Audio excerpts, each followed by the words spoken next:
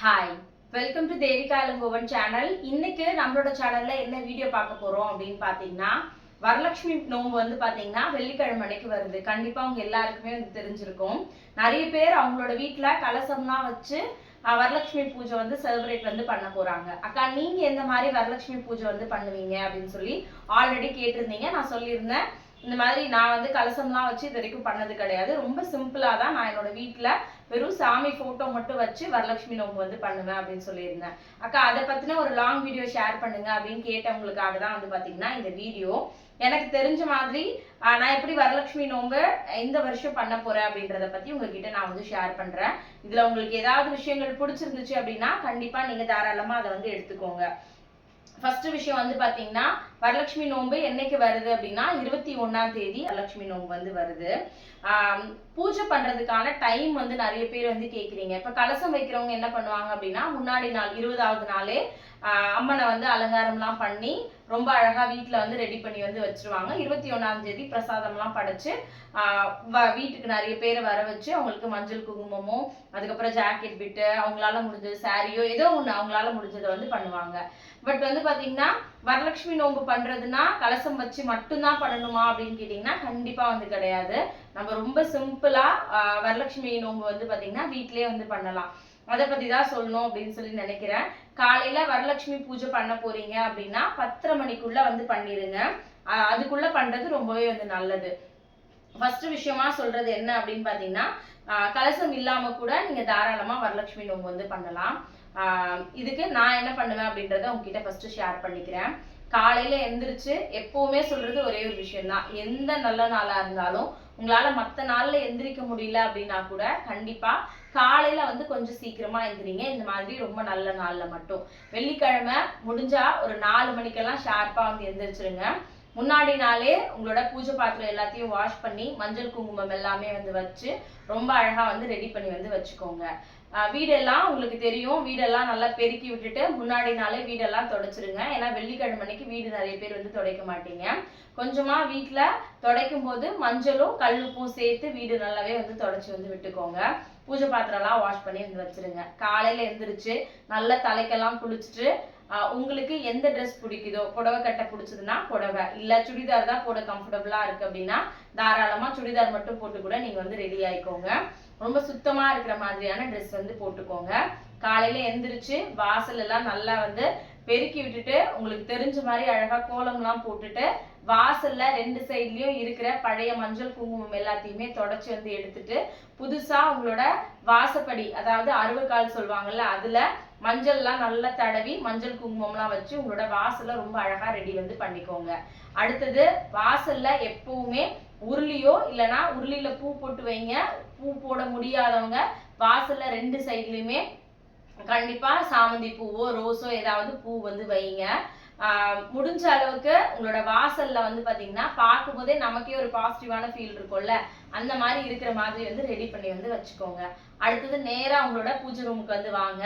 உங்களோட பூஜை ரூம்ல ஆல்ரெடி சாமி படம்லாம் தொடச்சு தானே வந்து வச்சிருப்பீங்க.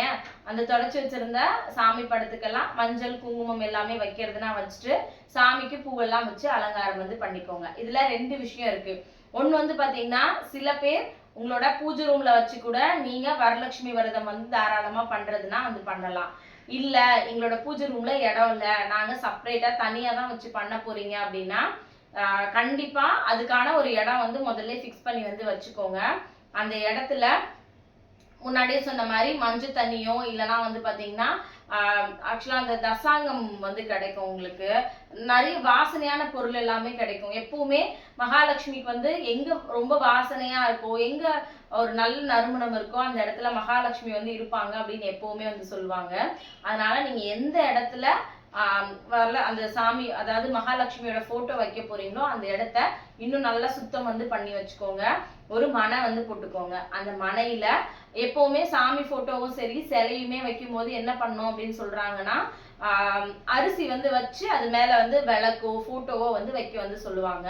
அதனால மேல வந்து ஒரு சிகப்பு துணி வந்து போட சொல்றாங்க. ஏன்னா நிறைய பேர் எனக்கு சொல்லி நான் கேள்விப்பட்டது வந்து நம்ம போட்டோ வைக்கிறோம், மகாலட்சுமி போட்டோ வைக்கிறோம் அப்படின்னா ஒரு சுத்தமான ஒரு சிகப்பு கலர் துணி அந்த மனை மேல போட்டு அந்த மனையில கொஞ்சமா வந்து பாத்தீங்கன்னா அரிசி, அது கூடவே கொஞ்சமா மஞ்சள், குங்குமம் இது எல்லாமே வச்சு அதுக்கப்புறம் சாமி போட்டோ வந்து வைக்கணும்னு சொல்றாங்க. இல்ல நீங்க வந்து பாத்தீங்கன்னா அதை அட்சதையா கூட ரெடி பண்ணி அதை மனையில போட்டுட்டு அது மேல கூட சாமி போட்டோ வந்து வைக்கலாம். இப்போ நீங்க மகாலட்சுமி போட்டோ வந்து எடுத்துட்டு வரீங்க, அதை வந்து தனியா ஒரு இடத்துல வைக்க போறீங்க அப்படின்னா பன்னீர் வச்சு ஒரு துணியில நல்லா வந்து நனைச்சிட்டு ஃபுல்லா வந்து பன்னீர் வச்சு தொடச்சி விடுங்க. அதே மாதிரி சந்தனம், அது கூட கொஞ்சமே தசாங்கம் பொடி, இந்த மாதிரி வாசனையா இருக்கும்ல அதெல்லாம் சேர்த்து மஞ்சள், குங்குமம் இல்லைன்னா சந்தனம், குங்குமம் வச்சு முதல்ல அந்த மகாலட்சுமி படத்தை தொடச்சிட்டு அழகா அலங்காரம் வந்து பண்ணி வச்சுக்கோங்க. அந்த ஆல்ரெடி நம்ம மனை போட்டு வச்சிருக்கோம்ல அந்த மனை மேல கொஞ்சமா மஞ்சள், அரிசி, குங்குமம் இதெல்லாம் போட்டுட்டு அதுக்கப்புறமா வந்து பாத்தீங்கன்னா நம்ம ரெடி பண்ணி வச்சிருக்கிற அந்த சாமி போட்டோவை வந்து வச்சிடலாம். மகாலட்சுமி போட்டோவை வச்சுட்டு முடிஞ்ச அளவுக்கு வாசனையான பூ, மகாலட்சுமிக்கு தாமரை பூ ரொம்ப பிடிக்கும் அப்படின்னு சொல்றாங்க. பட் அதனால கிடைச்சதுன்னா தாமரை பூ ஒண்ணு வாங்கி வந்து வைங்க. வாசனையான மல்லியோ முல்லையோ ஏதாவது பூ கிடைச்சதுன்னா மாலையா கட்டி போட முடிஞ்சதுன்னா போடுங்க. இல்ல சாமந்தி தான் கிடைச்சதுன்னா சாமந்தி மாலை போடுங்க. இல்லக்கா மாலை போடுற அளவுக்கு போட்டோ இல்ல, ரொம்ப குட்டியா தான் இருக்கு அப்படின்னா உங்களால ஒரு பூ வைக்க முடிஞ்சதுனாலும் வந்து வைங்க. மகாலட்சுமியை பார்க்கும்போது ரொம்ப அழகா அலங்காரம் பண்ணி இருந்துச்சு அப்படின்னாலே ரொம்ப நல்லது. ரெடி பண்ணி வந்து ரொம்ப அழகா வந்து வச்சுக்கோங்க. அடுத்தது வந்து பாத்தீங்கன்னா எப்போ நம்ம பூஜை பண்றோம் அப்படின்னாலுமே குத்து விளக்கு வச்சு விளக்கு ஏற்றும் போது இன்னும் அதுக்கான நமக்கே ஒரு மாதிரி பாசிட்டிவான வைப் வந்து கண்டிப்பா இருக்கும். நீங்க ஆல்ரெடி உங்களோட தனியா ஒரு இடத்துலயோ இல்ல பூஜை ரூம்லயோ வந்து பாத்தீங்கன்னா ஒரு சாமி போட்டோ வச்சிருக்கீங்க அப்படின்னா 2 சைட்லயும் கண்டிப்பா குத்து விளக்கு வந்து வைங்க.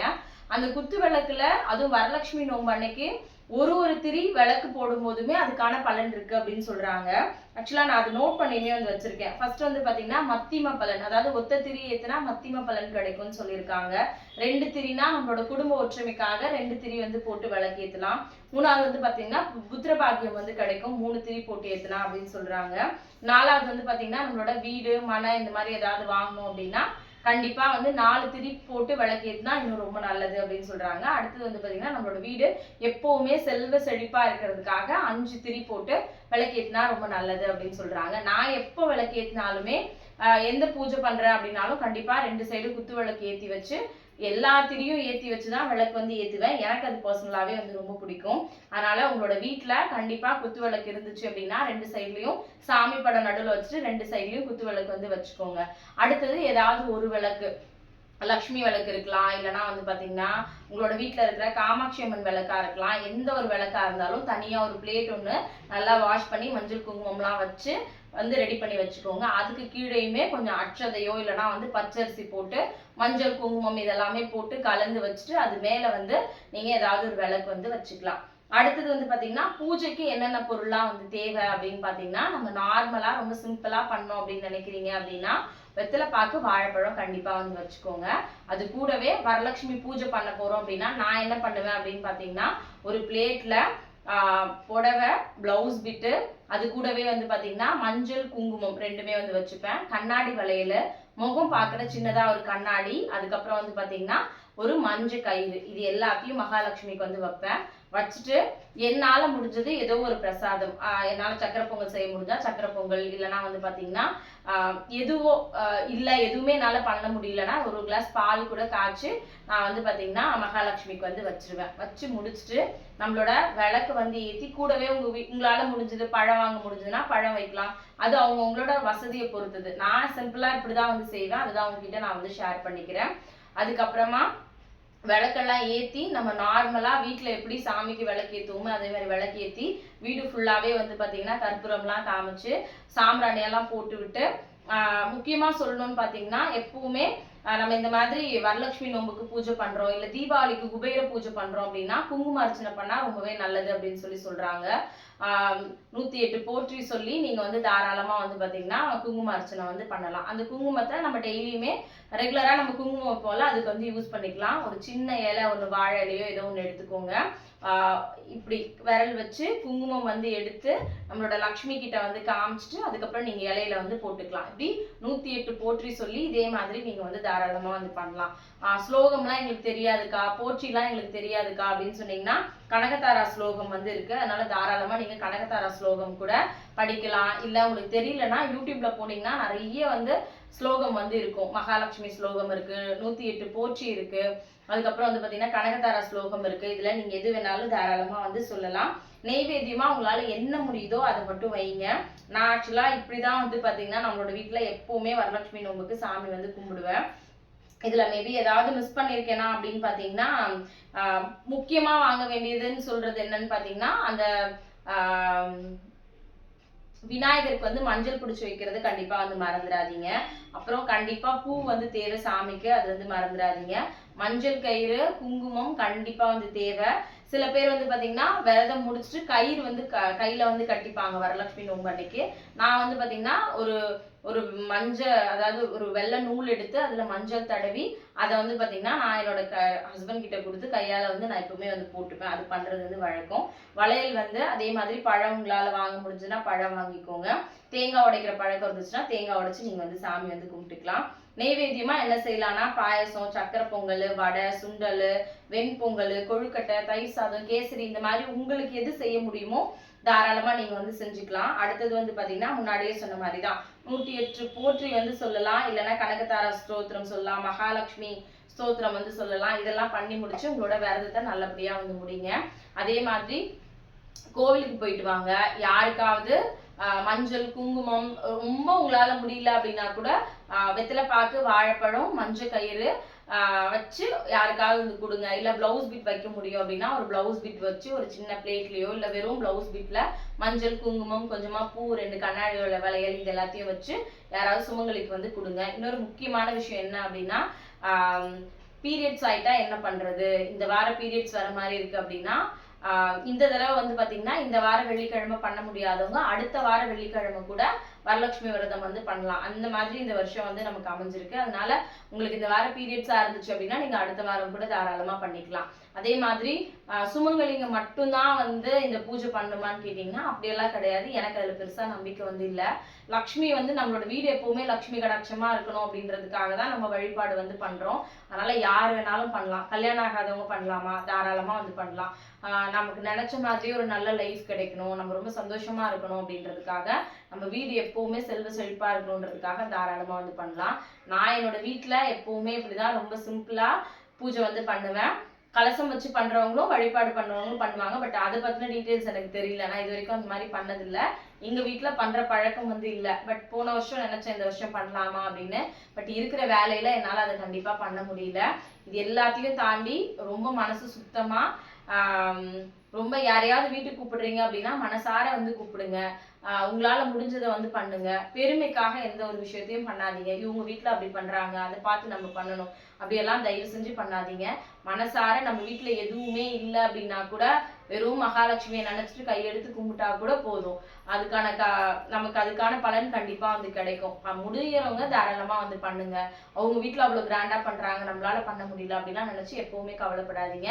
கண்டிப்பா நல்ல மனசோட எது பண்ணாலும் நமக்கு நல்லதே வந்து நடக்கும். Thank you so much. இந்த வீடியோ கண்டிப்பா உங்களுக்கு பிடிச்சிருக்கும் அப்படின்னு சொல்லி நம்புறேன். வீடியோ பிடிச்சிருந்தா இல்லையா அப்படின்றத மறக்காம கமெண்ட்ல வந்து சொல்லுங்க. மறுபடியும் நாளைக்கு இன்னொரு வீடியோல பார்க்கலாம். தேங்க்யூ.